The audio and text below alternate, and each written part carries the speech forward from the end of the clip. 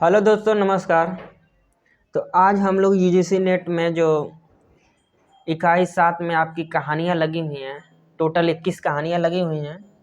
तो आज हम लोग 21 कहानियों के बारे में बात करेंगे। उसके प्रकाशन वर्ष, वो किन पत्रिकाओं में संकलित है या किस कहानी संग्रह में संकलित है, इन सब चीज़ों पर बात करेंगे।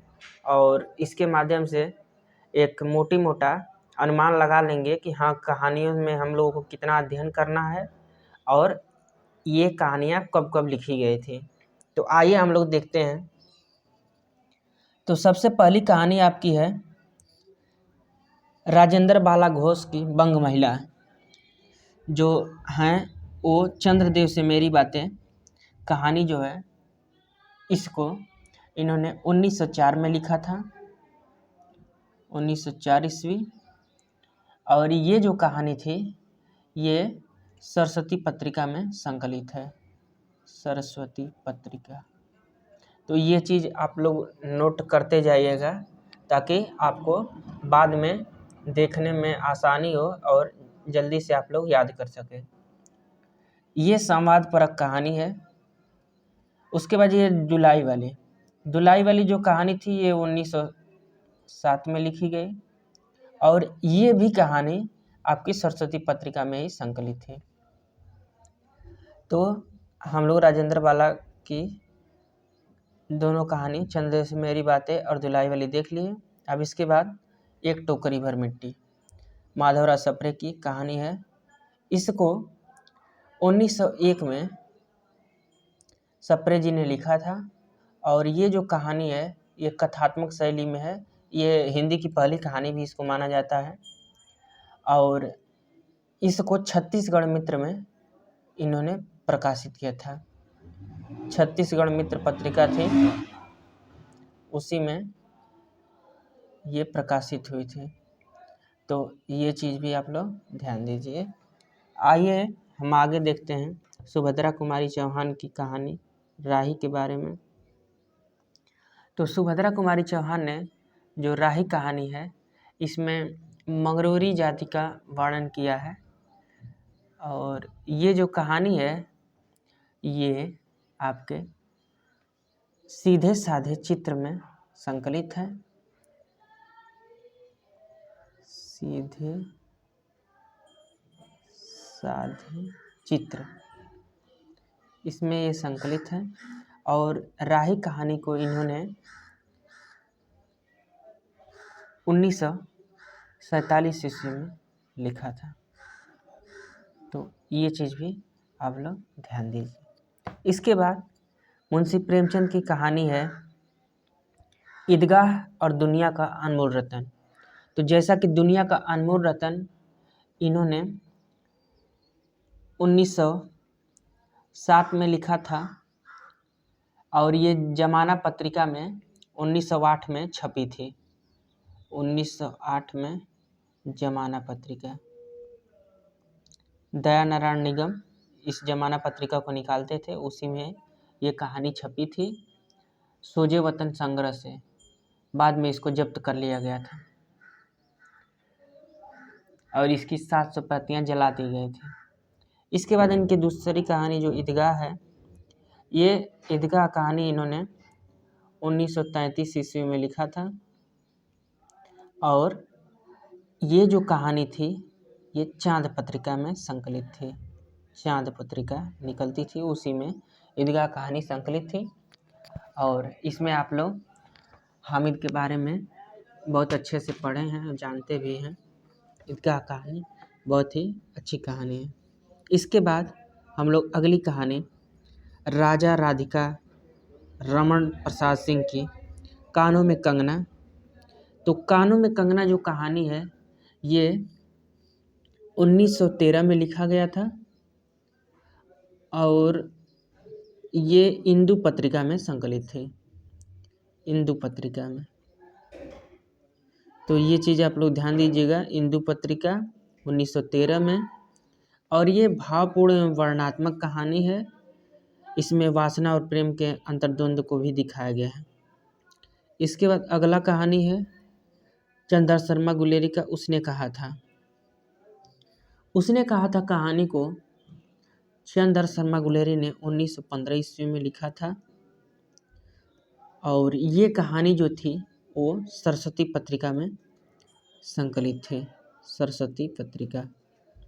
तो ये आप लोग क्या करिए कि अपने सिलेबस पर ही एक छोटे छोटे पॉइंट में नोट कर लीजिए, ताकि एक नज़र में आप इसको देख सकें। ये आपके लिए बहुत ज़रूरी है। इसके बाद हम अगली कहानी देखते हैं, आकाशदीप, जो कि जयशंकर प्रसाद ने लिखा था। आकाशदीप कहानी जो है ये 1928 में आकाशदीप संग्रह में छपी थी। 1928 आकाशदीप संग्रह, आकाशदीप संग्रह। ये आकाशदीप संग्रह नाम से इनकी एक किताब थी, उसी में कहानियाँ छपी थी। आकाशदीप संग्रह में कुल 15 कहानियाँ थीं,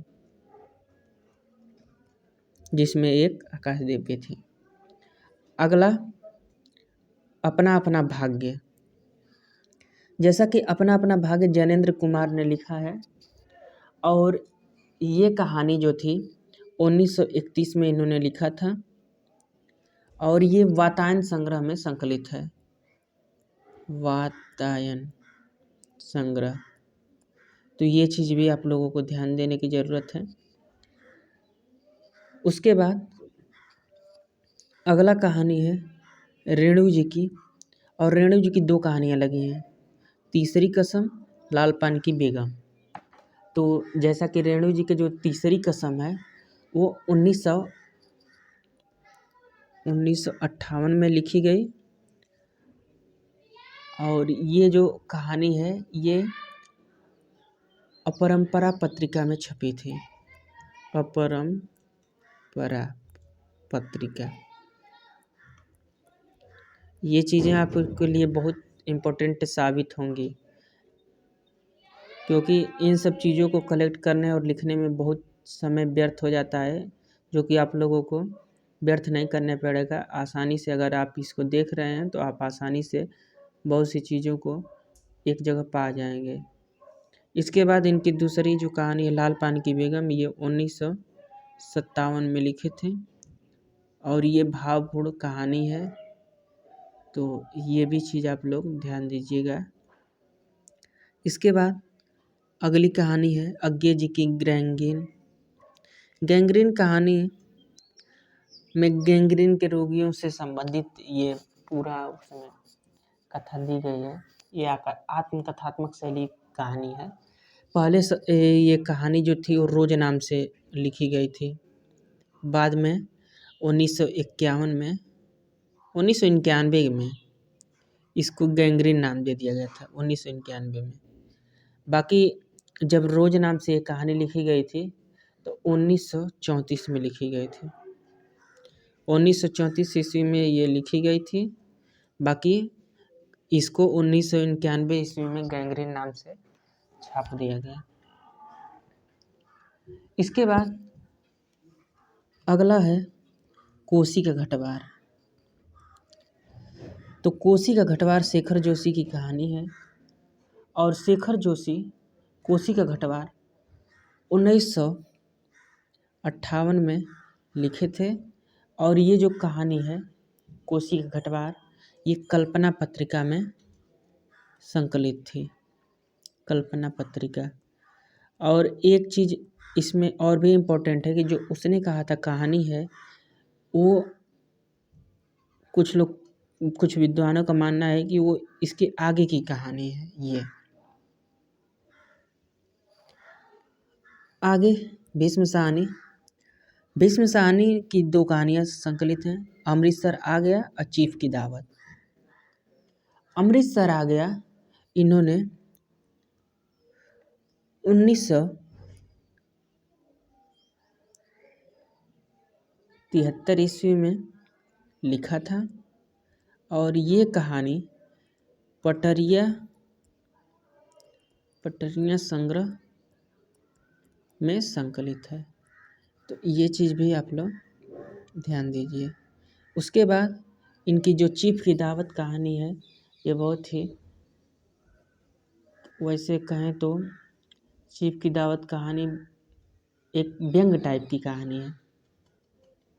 किस तरह से जिसको हम लोग उपेक्षित समझते हैं वही हमारे लिए सब कुछ त्याग करने और आपको सब कुछ देने के लिए तैयार है। चीफ की दावत में दूसरे जनरेशन को लेकर के क्या सोच है बच्चों के, इन सब चीज़ों को दिखाया गया है। और चीफ की सेवा के चक्कर में किस तरह से वो अपने माता का अवहेलना करता है, इन सब चीज़ों को बहुत ही मार्मिक तरीके से वर्णन किया गया है। तो चीफ की दावत जो कहानी है 1956 में लिखी गई थी, तो ये चीज़ आपको ध्यान देना है। इसके बाद अगली कहानी है सिक्का बदल गया, कृष्णा सोबती की। तो सिक्का बदल गया कहानी को इन्होंने 1948 ईस्वी में लिखा था और ये विभाजन पर आधारित कहानी है, तो ये चीज़ भी आपको देखने की ज़रूरत है। उसके बाद अगली कहानी है हरिशंकर परसाई का इंस्पेक्टर माता दिन चाँद पर। इससे ज़्यादातर क्वेश्चन बन रहे हैं और बनेंगे भी। तो इंस्पेक्टर माता दिन चाँद पर इन्होंने 1970 ईस्वी में लिखा था और ये जो कहानी है वो ठिठुरता हुआ गणतंत्र में, जो ठिठुरता हुआ गणतंत्र संग्रह इनका कहानी संग्रह है, उसी में ये संकलित है। ठिठुरता हुआ गणतंत्र, इसी में ये कहानी संकलित है। एक तरह से ये व्यंग और फैंटेसी टाइप की कहानी है। उसके बाद अगली कहानी पिता, ज्ञान रंजन ने पिता कहानी लिखा है और पिता कहानी जो थी 1965 ईस्वी में लिखी गई थी। यह एक लोक कथात्मक कहानी है, तो इस चीज़ को भी आप लोग ध्यान दीजिएगा।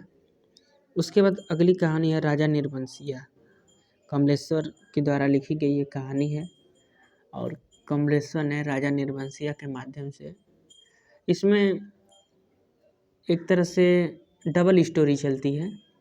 ये आत्मकथात्मक शैली की कहानी है और ये 1957 ईस्वी में लिखी गई थी, तो ये चीज़ भी आपको ध्यान देने की ज़रूरत है। उसके बाद अगला कहानी है निर्मल वर्मा की परिंदे कहानी। ये आधुनिक ढंग की पहली कहानी है और इसको इन्होंने निर्मल वर्मा ने 1957 ईस्वी में लिखा था और ये कहानी हंस पत्रिका में संकलित थी। हंस पत्रिका, तो ये चीज़ भी आप लोग ध्यान दीजिएगा। तो यहाँ तक हम लोगों ने सभी कहानियों की प्रकाशन वर्ष, किस पत्रिका में छपी थी या किस कहानी संग्रह में संकलित थी, इन सब पर हम लोग बात किए और हम आशा करते हैं कि ये सेशन आपके लिए बहुत ही इम्पोर्टेंट रहा होगा और सभी प्रकाशन वर्ष और सभी लेखकों के नाम, कहानियों के नाम आप लोग ज़रूर याद कर लीजिए। बाकी हम लोग आगे इसी तरह से नाटकों पर, उपन्यासों पर, उसके बाद निबंधों पर, अन्य गतिविधियों के सभी रचनाकारों, रचनाओं, प्रकाशन वर्ष, कहाँ वो छपी थी, किस नाटक में कितने अंक हैं, क्या पात्र हैं, इन सब चीज़ों पर बात करेंगे। तो यहाँ तक देखने के लिए आपका धन्यवाद। हम लोग फिर मिलते हैं नए वीडियो में नए टॉपिक के साथ। नमस्कार।